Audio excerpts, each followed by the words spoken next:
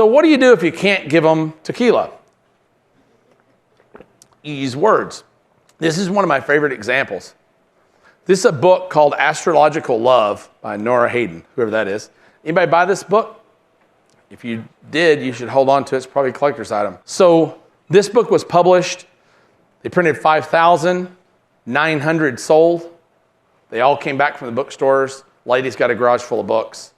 Sells them to a Remainder bookstore. Publisher's walking through the Remainder bookstore one day, sees the book, picks it up, thumbs through it, says, this is a damn good book. Calls up the author and says, can I buy the rights to the book? I'd like to republish it. I'll still pay you normal royalty. Really? Okay, but it sucked. By the way, it didn't sell. Yeah, okay. Changed nothing about the book, but the cover. How to satisfy a woman every time and make her beg for more. Have her beg for more. Sold 2.3 or 23 million copies. 2.3 million copies, I believe. Never changed a word of the book. What changed? The offer. That's an offer. That's not a title. That's an offer. They made an offer. Astrological Love makes no offer. It's just a statement. It's like saying, introducing cheese. Right?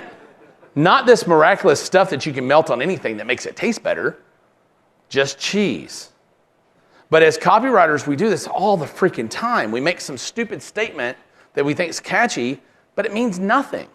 Right? There may have been a buried message down there in the sub, but you couldn't read it. Right? No matter what you're selling, make an offer. We're going to talk about book covers a lot because I think personally book the hardest thing to sell in the world. And nobody really wants to buy a book. A book is work.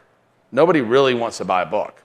So if you learn how books sell, you'll learn a lot about selling whatever else you're selling. So we just use words. So by using words, how do we turn off that no center in the brain to let us get through to these people and get them to do what we want them to do?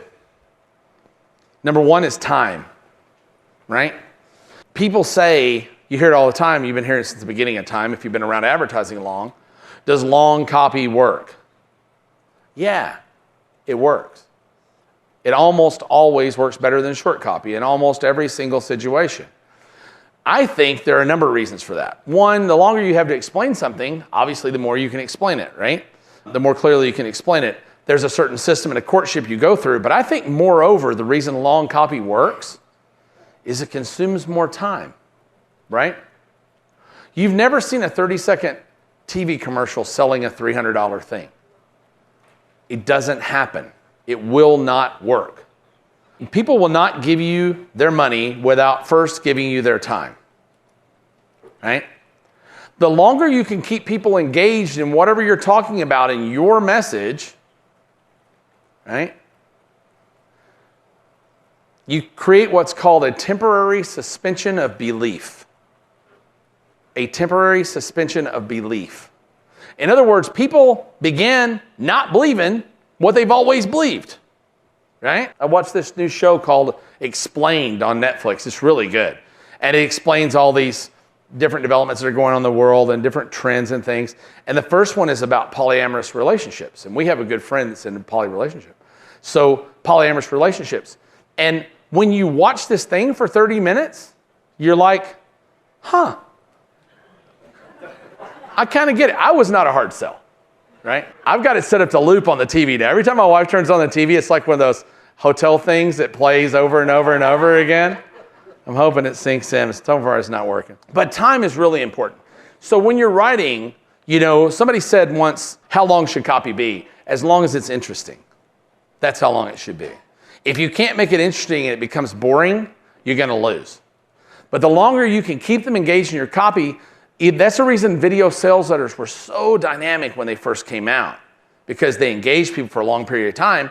And there was a payday. If you established one correctly, you offered a premium on the front that made them watch to the end. And basically 30 minutes of watching damn near anything, you're going to get 5-10% of people to buy it.